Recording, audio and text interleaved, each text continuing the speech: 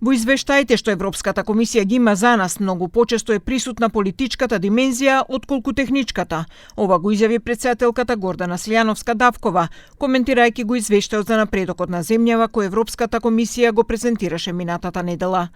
Таа најави дека на седницата на Советот за евроинтеграција во Собранието има намера да се појави и да ги каже своите забелешки.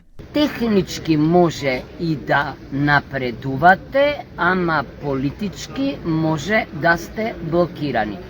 Или техничката оценка понекогаш се презентира низ политичка призма.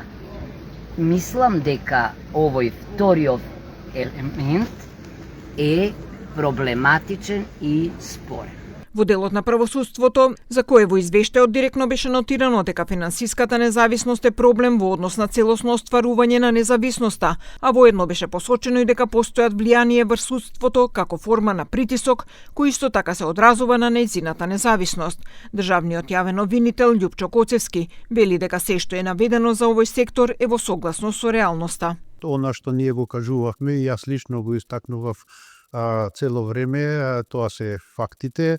Недостасуваат човечки ресурси, недостасуваат материјални, така да и она што го констатирала комисијата е и наше видове. Работиме со јавно обвинителска служба од 1/3, што значи околу 360 вработени, а ни треба околу 1126, и минатата година, 24-та и 25-та и оваа година и за наредната година од страна на Министерството за финансии не ни се дозволува ни едно вработување.